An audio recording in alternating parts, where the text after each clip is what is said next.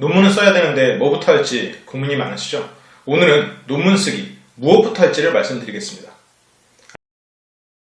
안녕하십니까?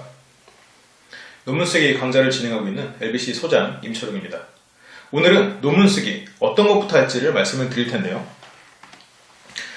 이런 식으로 말씀드릴 거예요. 먼저 참고문헌, 그리고 선배의 결과물, 그리고 마지막으로 이제 공지사항이나 주변 확인하기인데 여러분들이 꼭 해야 되는 것들입니다.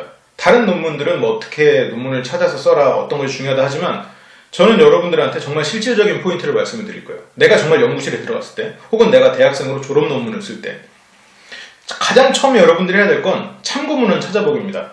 이 참고문헌 하면 너무 딱딱하고 어려운 얘기고 다른 사람 논문 쓴 걸 내가 눈에도 안 들어오고 막 이렇게 생각이 들 텐데 내가 분석한 내용이 눈에 안 들어오면 일단 그 사람들이 뭘 썼는지라도 보세요. 그리고 어떤 통계 기법을 썼는지 기법만이라도 정리를 해놓으셔야 돼요. 그래서 참고문헌은 여러 가지 곳에서 얻을 수 있어요. 참고문헌은 논문만이 또 참고문헌이 아니에요. 저 같은 경우에는 다른 논문을 읽을 때 제가 정말 이해가 안 가는 부분들이 있고 제가 영어가 아무래도 한글보다 짧기 때문에 정말 이해가 안 가는 부분이 있으면 저는 블로그도 뒤져보고 지식인도 뒤져보고 물론 그런 것들을 가지고 논문의 근거를 쓸 수는 없어요. 근데 내가 그 개념을 이해하는 데는 굉장히 도움이 되거든요. 그래서 여러분들이 논문을 쓰기는 참고를 할 건 뭐 참고문헌 사이트만이 아닙니다. 블로그 여러 가지 것들 하다못해 뭐 신문 기사라든가 아니면 만화책 어떤 것에서도 여러분들은 참고를 할 수 있습니다. 그것을 염두에 두시고요. 참고문을 찾아보기 가장 좋은 곳은 학교마다 차이가 있겠지만 학교 도서관 사이트를 추천을 드립니다. 학교 내에서 도서관 사이트로 들어가면 다른 참고문헌 사이트들의 논문들을 무료로 읽을 수 있는 경우가 상당히 있어요. 뭐 밖에서 나와서도 외부 입력을 통해서 로그인을 하면 다른 그 문헌 사이트들 그런 걸 무료로 이용할 수가 있으니까 꼭 참고를 하시고요. 학교 내에서는 그냥 무료로 이용할 수도 있고요. 그러니까 학교 사이트에서 보면 아마 중앙도서관이나 무슨 도서관 이렇게 사이트가 있을 거예요. 그걸 클릭해서 거기서 이제 로그인을 하고 접속을 하면 거기서 있는 논문들은 인터넷상으로 읽어볼 수가 있으니까요. 학교 도서관 사이트를 가장 유용하게 쓰신다라고 생각을 하시면 좋고요. 그리고 구글 검색. 정말 우리가 구글신이라고 그러잖아요.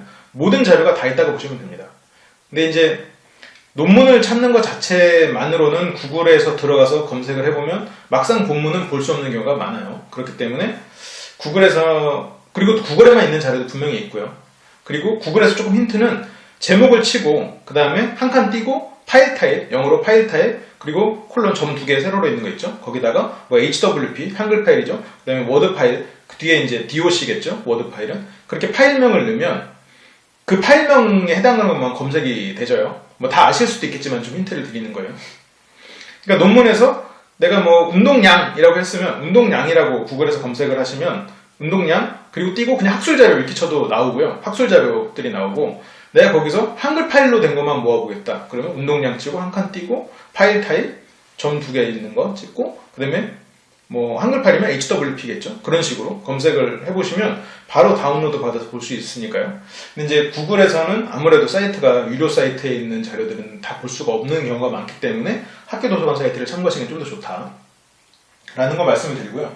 그리고 내가 어떠한 논문을 읽었는데 다 이해가 안 되면 그 논문의 참고문헌을 한번 보세요. 참고문헌을 보면 실제로 그 논문에서 한 줄로 돼 있어서 이해가 안 가는 것들이 그 한 줄 끝에 번호가 매겨져 있거나 어떤 참고문헌 사람 이름이나 연도가 있을 거예요.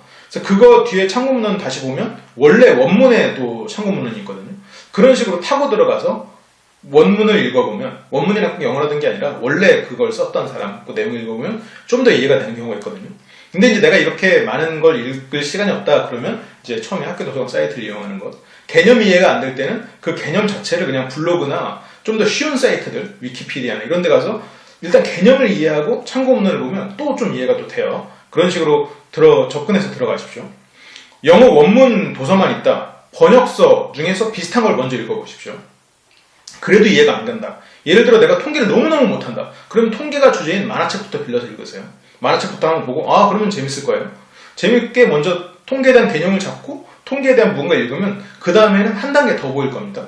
처음부터 너무 어려운 걸 하려고 해서 힘들어서 퍼지는 것보다는 쉬운 데서부터 개념을 잡아가는 것도 좋아요. 통계 만화책 읽는 거 2시간이면 다 읽어요. 뭐 시간을 좀 더 드린다고 해도 하루면 다 읽습니다. 그 하루를 투자해서 간단한 개념을 잡는다는 것은 절대 낭비가 아니에요. 그리고 마지막으로 이제 제가 많이 이용하는 사이트인데요. 이제 리스4유라고 RISS 4U 그냥 리스라고만 쳐도 나오더라고요. 요즘에는 학술 정보 사이트입니다. 거기 들어가서 검색을 해보시면 뭐 좀 더 많은 논문들이 있어요. 여기 말고도 논문 사이트들은 많은데 저 같은 경우는 이제 학교 도서관 사이트를 통해서 이 리스4유로 들어가는 경우가 많아요. 그리고 구글에서도 검색을 하고 이런 식으로 저는 이제 검색을 많이 합니다. 여러분들이 이제 검색을 하시다 보면 자기만의 노하우가 생기실 텐데 이 안에서 어느 정도 찾고자 하는 논문들은 다 나올 거예요. 논문들을 찾고 나서 여러분들이 해야 될 건 뭐냐면 참고문헌을 선택해야 돼요. 여러분들이 2,000개의 논문을 찾았다. 2,000개 다 볼 수 없을 뿐더러 2,000개를 다 참고문헌으로 쓸 수도 없어요. 여러분은 거기서 한 가지 논문을 선택해야 돼요. 주 참고문헌으로. 많게는 2개. 주 참고문헌이 있고 부참고문헌이 있어요. 부참고문헌은 몇 개까지 필요할까요? 많을수록 좋습니다. 2,000개도 괜찮아요. 어차피 한두 줄 보고 인용하고 말 것들이 분명히 있을 거기 때문에 그러면 참고문헌을 과연 어떻게 선택할 거냐? 먼저 내가 쓰고자 하는 주제랑 비슷한 주제. 내가 만약 숟가락 하나를 얹는다고 했으면 숟가락 하나가 덜 얹어진 상태의 논문일 수 있겠죠. 그런 논문을 주 참고문헌으로 선택할 수 있을 거예요. 그런데 나랑 비슷한 주제의 논문을 주 참고문헌으로 선택했다고 하면 내가 쓰는 논문의 스타일은 그 논문하고 달라야 돼요. 그러면 스타일을 참고할 논문도 하나 검색해 두는 게 좋아요. 내가 이런 제목 순서로 이 사람이 했던 분석 혹은 이 사람이 썼던 이 연구의 방향 순서로 해보겠다. 그러면 주 참고 문헌은 내가 주제를 참고할 문헌과 스타일을 참고할 문헌이 있어요. 내가 미술에 대한 논문을 쓰는데 그거랑 비슷한 스타일로 전혀 다른 과, 요리학과의 논문을 스타일 참고 문헌으로 쓸 수도 있는 거예요. 근데 물론 이제 그렇게 차이나는 학과의 걸 다 검색해보기는 힘들겠지만 좀 이렇게 보다 보면 내가 이런 방향으로 나도 써볼 수 있겠다. 거기다가 유사 주제 논문을 참고하면서 쓰는 거죠. 절대 주참고 문헌이라고 해서 나랑 비슷한 것만 해야겠다. 그렇게 생각할 필요는 없어요. 비슷한 스타일, 내가 참고할 스타일. 그걸 갖고 와서 그 틀을 일단 내 거 한글 파일에다 쭉 깔아놓고 내용을 교체해 나가는 거죠. 내가 쓰는 거랑. 그런 식으로 할 수도 있습니다. 그리고 분석 도구. 아까도 이제 구조 방정식을 얘기했지만 아무래도 이제 가장 심사위원들이 좋아할 법한 그런 통계 분석이기 때문에 제가 이제 구조 방정식을 계속 얘기를 하게 되네요. 분석 도구를 내가 하고자 하는 분석 도구를 쓴 논문들을 가지고 오는 거예요. 이런 걸 이제 부참고 문헌으로 이제 생각을 하셔도 좋은데 어차피 내가 구조 방정식을 쓴다 그러면 구조 방정식이 어떤 것이다라는 것 혹은 그것에 대한 이제 뭐 검증법이나 이런 것들은 어차피 거기서 거기에요. 논문들 다. 그래서 가지고 와서 이렇게 참고했다. 여기 인용하면 돼요. 뭐 말 그대로 베껴 쓰라라는 게 아니고. 그렇기 때문에 이제 분석 도구에 대한 것도 필요하겠죠. 근데 분석 도구를 참고할 때 그걸 생각을 하셔야 돼요. 분석 도구만 갖고 오고 분석 도구 이론만 띡 갖고 온다? 아니에요. 이 사람이 분석 도구를 갖고 왔을 때 데이터셋을 어떻게 만들었는지 그것도 같이 봐줘야 됩니다. 연구하고자 하는 그 자료를 모을 때 자료를 어떤 모양새로 꾸며서 갖다 집어넣는지를 아셔야 돼요. 그리고 다른 학과 것도 적극적으로 좀 참고를 하십시오. 이게 상당히 도움이 되는 게 같은 학과 거는 어차피 서로가 많이 참고를 하기 때문에 이게 어떻게 보면 좀 표절 의혹이 들 수도 있고 심사위원이 보기에는 저거 좀 그거랑 똑같은 거 아니야? 라는 의심을 살 수도 있지만 좀 다른 학과 거 논문이랑 융합을 하면 우리가 또 4차 산업혁명 시대지 않겠습니까? 네. 그런 것처럼 뭔가 융합을 해놓으면 굉장히 새로워 보일 수 있어요. 그렇다고 다른 학과 논문을 참고를 했을 때 문제점이 분명히 있어요. 그건 이제 뒤에서 다시 말씀을 드릴게요. 그래서 이런 식으로 여러분들은 참고 문헌을 주 참고 문헌 한두 개를 일단 선정을 하셔야 돼요. 내 논문의 틀이 되는 것, 내 논문에 가장 비슷하게 만들 것. 그 논문을 표절하라는 얘기는 절대 아니에요. 그 논문을 가장 기반으로 여러분들이 거기다 숟가락을 얹겠죠. 혹은 그 논문을 가장 많이 참고를 해서 여러분 논문을 쓸 거예요. 부참고 문헌은 많을수록 여러분들이 많이 읽을수록 좋습니다. 다른 학과의 논문도 읽어보고 최신 논문도 읽어보다 보면 여러분들이 할 수 있는 얘기가 훨씬 더 많아질 거예요. 여러분의 논문이 내가 생각할 수 있는 한계가 100이라면 논문을 읽으면 읽을수록 점점 더 커질 겁니다. 여러분들이 생각하지 못했던 것도 쓸 수 있게 되고 그러면 참고 문헌이 정말 없다면 내가 쓰려고 하는 주제에 진짜 하나도 없어요. 내가 쓰려고 하는 주제는 지금까지 썼던 논문 중에 아무것도 없다. 그러면 여러분들은 두 가지 중에 하나를 선택을 하셔야 돼요. 먼저 다른 소재, 내가 쓰려고 하는 소재에 대한 논문이 없었으니까 다른 소재인데 유사한 구조를 가진 논문을 찾으세요. 그러면서 주 참고 문헌, 다른 소재에 유사한 구조를 가진 주 참고 문헌을 찾아서 넣는 거예요. 그게 첫 번째 방법인데 이런 것도 없다, 심지어 이런 것도 없다. 그러면 포기하라고 저는 말씀드립니다. 포기하세요. 참고 문헌이 없으면 그 논문을 쓰기가 힘들어요. 못 쓴다고는 아니에요. 근데 그것보다는 쉬운 길이 있을 겁니다. 근데 만약 참고 문헌이 없지만 내가 경험하고 내가 일하는 사업장의 이야기다. 그래서 나는 그 데이터를 너무너무 잘 얻을 수 있다. 라고 생각한다면 그러면 뭐 그거를 어떤 기법으로 연구할지 정도는 생각해 볼 수 있겠죠. 그런데 굉장히 험난한 길이 될 거다. 결과물이 검증되지 않은 결과물이 나오면 심사에서 통과하지 못할 수도 있다라는 말씀을 드리고 싶네요.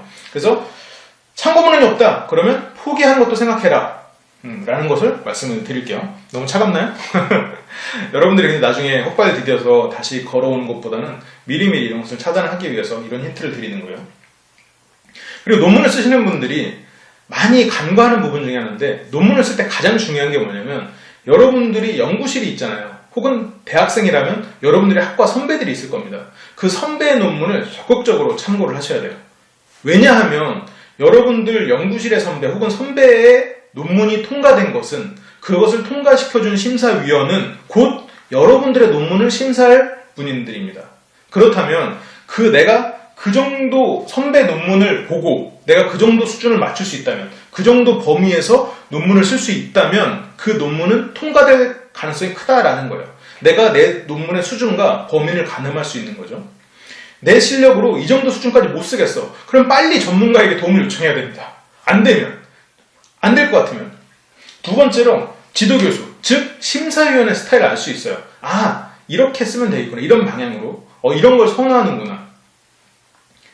알 수 있겠죠? 그리고 마지막에 학과 특성인데 제가 앞전에 말씀드렸어요. 다른 학과 논문을 적극적으로 참고하되 그것을 주 참고 문헌으로 하게 됐을 때 문제가 생길 수 있다고 했어요. 무슨 말이냐면 학과마다 용인되는 스타일이 있고 용인되지 않는 것이 있어요. 어떤 학과 같은 경우에는 뭐 실험을 통해서 결과를 내는 것이 굉장히 선호하는 학과가 있을 거고 어떤 학과는 설문을 통해서 통계적으로 결과를 내야 된다. 어떤 학과는 뭐 여러 가지가 있을 거예요. 그런 다른 학과적 특성을 가지고 다른 학과의 스타일을 그대로 가지고 오면 지도교수님한테 깨질 가능성이 굉장히 커요. 논문이 통과가 될지도 못하겠죠. 물론 주제에서부터 까이니까 다시 써야겠지만. 그렇기 때문에 이런 것을 선배의 논문을 적극적으로 참고를 하셔야 됩니다. 여러 가지 학과들이 있을 거예요. 인문사회 계열, 공학 계열, 자연 계열, 예체능 계열 이런 학과들마다 그 학과의 특성이 있어요. 그 학과의 특성을 좀 고려를 하셔야 돼요. 각 학과마다 논문마다 차이가 있으니까 이것은 여러분들이 이제 개별적으로 도움을 요청하실 때 그때 좀 세부적으로 말씀드릴 수가 있을 것 같아요. 그러면 선배의 결과물까지 참고를 했으면 그 다음으로 여러분들이 해야 될 건 분석 도구를 결정하는 거예요. 제가 아까부터 이제 구조 방정식을 얘기하지만 구조 방정식을 할지 아니면 통계적으로 바로 그 차이만 보여줄 수 있는 t-테스트를 한다거나 여러 가지 테스트 아니면 그냥 실험을 보여주는 것. 예를 들어서 미생물 학과다 그러면 그 미생물을 실험계획법에 의해서 미생물이 발생하는 것만 보여줘도 괜찮잖아요. 근데 이것을 통계적으로 하려면 여러 번 실험을 해서 이게 확률적으로 유의한가를 또 봐야 될 거고 그런 과정에서 내 가설을 검증할 수 있는 분석 도구를 결정을 해야 돼요. 그러기 위해서는 제가 이제 세 단계로 써놨는데 먼저 내가 참고하는 주 참고 문헌과 부참고 문헌의 분석 도구를 확인하셔야 돼요. 그 사람들은 얘네들은 대체 무슨 분석 도구를 했는지. 그래서 내가 쓰려고 하는 논문에 내가 하려고 하는 주제에 가장 맞는 분석 도구를 선택을 하셔야 돼요. 그거는 내가 하고자 하는 연구 방향과 가장 비슷한 논문의 분석 도구를 찾으면 되겠죠. 근데 여기서 분석 도구를 찾았는데 그 논문이 30년 전 거야. 심지어 25년 전 이후로는 한 번도 쓰이지 않은 기법이면 그런 건 안 돼요. 너무 오래된 기법은 그리고 지금까지도 이제 현역으로 계속 쓰이는 도구면 상관이 없는데 그때 반짝 쓰이고 지금은 안 쓰인다. 그런 거는 이제 논문에서 통과가 되기가 좀 힘들어요. 그리고 분석 도구에 따라서 이제 설문이든 실험이든 연구든 이런 거 설계를 하셔야겠죠. 분석 도구를 결정을 하셨으면. 근데 이제 무작정 처음에 나는 이제 주변에 친구들 많으니까 나도 설문 그냥 해야지 라고 해서 설문지 막 써가지고 돌렸어요. 한 400장 했어요. 근데 그 설문 문항으로는 이 분석 기법을 쓸 수가 없는 경우가 많아요. 이제 저한테 가끔 통계 분석 해달라고 엑셀을 주거든요. 이런 결과를 뽑아내야 됩니다. 뚝 줘요. 근데 보니까 이런 문항을 이렇게 쓰면 안 되는 거예요. 문항부터 잘못 계산되는 거죠. 문항부터. 그래서 설문을 만약 하거나 이런 실험을 하거나 뭔가를 내가 논문에서 쓰려면 처음부터 조언을 받아야 돼요. 나중에 이런 엑셀 내가 아무리 만들었다고 해도 띡 던져놓으면 안 되는 경우가 너무 많아요. 다시 해야 되는 경우가 있어요. 아니면 분석 기법을 바꾸던가. 근데 분석 기법을 바꾸면 논문이 진짜 허접해지는 경우가 또 있거든요. 근데 그런 거를 꼭 좀 고려를 하셔야 됩니다. 이제 선배의 도구도 꼭 참고를 하시고, 이제 연구 스타일에 따라서 주제를 찾아라 라고 조언을 드리고 싶어요. 그리고 제가 이제 마지막으로 가장 중요한 거예요. 이 다음에 또 중요한 게 있지만 가장 중요한 거예요. 마지막은 아닙니다. 제가 이제 진지해서 궁서체로 썼어요. 지도교수. 이제 조그맣게 님이라고 썼어야 되는데. 지도교수님. 여러분의 논문을 심사하는 가장 강력한 힘을 가진 사람입니다. 조언교수가 아니에요. 지도교수예요. 그렇기 때문에 여러분은 지도교수님을 일단 신뢰해야 됩니다. 다른 뭐 더 훌륭한 곳에서 컨설팅을 받았든 어쨌든 여러분의 생사 여탈권을 쥐고 있는 건, 여러분 논문의 생사 여탈권을 쥐고 있는 건 지도교수님이에요. 그래서 지도교수님의 스타일을 맞춰야 돼요. 만약 내가 정말 너무나 열심히 해가서 교수님한테 딱 그러는데 야 이거 다시 해와 하면 다시 해와야 돼요. 왜냐면 지도교수님이 심사를 할 거기 때문에. 마지막 시간에 제가 이제 총 5강으로 준비를 했는데 5강에는 발표를 하면서 그 논문의 디펜스를 할 때 지도교수님을 상대하는 법도 말씀을 드릴게요. 근데 꼭 지도교수님의 조언을 구해야 돼요. 근데 제가 지도교수님을 지금 4번째 넣었죠. 참고문헌, 선배, 그리고 뭐 이런 것들을 도구 선택까지 하고 지도교수님인데 어느 정도 그렇게 앞에서 말씀드린 그 선배의 연구물을 참고하고 뭐 다른 이런 분석 도구를 참고한 다음에 이렇게 한번 써보려고 합니다 라고 가져가는 거죠. 아무것도 없이 저 이번에 한국 도박 문화에 대해서 한번 써보려고요 하면 거의 까인다고 보면 돼요. 본인의 점수도 까이고 논문 주제도 까이고. 그 주제와 저는 이런 분석 기법을 한번 써보겠습니다까지 어느 정도 정리를 해서 보여드리는 거죠. 이것도 학과마다 조금씩 다른데 어떤 학과 같은 경우에는 지도교수님을 언제라도 볼 수 있어요. 항상 이제 지도교수님 옆에서 원할 때 언제든지 문의하고 상의하고 그 논문에 대해 첨삭을 받을 수 있는 학과도 있어요. 어떤 학과는 한 달에 한 번 볼 수 있을까 말까인 학과도 있어요. 그리고 같은 학과에서도 교수님마다 스타일이 다 다릅니다. 어떤 교수님은 뭐 요즘에는 그런 분들 없으시죠. 질문하러 가면 재떨이가 날아오는 누가 지금 오래라고 그런 경우도 있었다는 소리도 들었어요. 물론 저는 이제 그런 분을 본 적은 없습니다. 근데 요즘에는 뭐 그런 분은 없지만 교수님마다 분명히 스타일이 있을 거예요. 그러면 나는 그 과에서 살아남기 위해서 내 논문이 인정받기 위해서 지도교수님을 신뢰하고 지도교수님을 신뢰한다는 것은 지도교수님이 나를 신뢰하게 만들어야 돼요. 나를 신뢰하게 만들려면 내가 고민하고 이렇게 생각해보고 다른 학생들보다 더 많이 교수님의 그 얼굴에 먹칠을 하지 않기 위해서 노력하고 있는 학생을 보여야겠죠. 그래서 제가 앞에서 말씀드린 것들을 참고를 하셔서 만들어가야 돼요. 물론 그렇게 이미 하시고 계시겠죠. 이 정도는. 좋습니다. 그래서 궁서체로 굉장히 진지하게 썼어요. 그리고 이제 마지막 조언이에요. 논문을 쓰기 전에 할 것. 학교 게시판. 너무너무 중요한데 이거를 참고 안 하시는 분들이 생각보다 많아요. 학사 일정을 확인하셔야 됩니다. 먼저. 논문을 언제 내고 그 전에 어떤 서류를 구비해서 내야 되고 그 전에 내야 되는 것들이 조금씩 있거든요. 뭐 그 전에 교수님의 사인도 받아야 되고 교수님이 챙겨줄 수도 있어요. 선배가 챙겨줄 수도 있지만 여러분 가르쳐주는 사람 어떻게 생각해야 돼요? 그냥 학사 일정 여러분들이 체크를 하셔서 하셔야 돼요. 일단 그 1년치가 보통 나오거든요. 1년치를 핸드폰에다가 일정을 해서 알람을 해놓으세요. 그냥. 그리고 학과 사무실 가서 혹시 더 특별한 건 없는지 물어보고 그래서 서류를 구비 서류 같은 걸 다 확인을 해야 돼요. 일정하고 구비 서류. 그리고 정말 너무너무 중요한 거 논문 양식. 논문 양식을 다운로드 받아서 쓰세요. 양식 틀어졌다가 나중에 이거 바꾸는 거 정말 힘든 일이거든요. 이 세 가지를 게시판을 통해서 반드시 확인하셔야 됩니다. 그리고 또 하나의 팁인데 학교 근처에 재본소를 찾아가서 일단 터놓으세요. 얘기를. 나중에 여기서 논문을 작성하려고 하는데 미리 뭐 받아갈 거 없는지 혹은 여기 가격은 어떤지 좀 알아보세요. 재본소를 선택하는 데 있어서 좀 팁을 드리자면 선배들이 주로 이용한 재본소를 가는 게 좋아요. 논문 재본소죠. 근데 아니 재본소 논문 다 쓰고 나서 찾아가면 되는 거 아닙니까? 라고 생각할 수도 있어요. 그런데 재본소에 따라서 논문 작성 포맷을 주는 경우가 있어요. 그게 이제 그냥 논문 양식, 학교 양식이 오래된 거인 경우도 있고 출력용 양식은 또 다른 경우도 있거든요. 그래서 그 출력용 여백을 학교 양식 다운로드 받는 그게 없는 경우가 있어요. 근데 제본서 같은 경우는 그게 있는 경우가 있거든요. 근데 그런 경우에는 제본서가 맞을 경우가 더 많아요. 근데 이거는 이제 여러분들이 학교 근처에 많은 사람들이 이용하는 제본서를 이용하는 게 좋아요.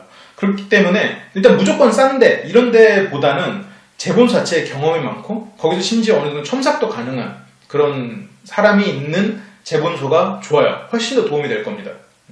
만약 없다면 여러분들 학교 게시판을 그냥 이용을 해야겠죠. 아니면 선배의 논문 파일을 받을 수 있으면 또 좋고요. 근데 선배의 논문 파일도 너무 맹신하지는 마세요. 논문 내용은 믿으면 좋겠지만 양식은 조금 다를 수 있습니다. 제가 지금까지 말씀드린 게 실질적으로 여러분들이 논문을 쓰기 전에 반드시 참고해야 되는 내용들이고 찾아봐야 되는 내용들입니다.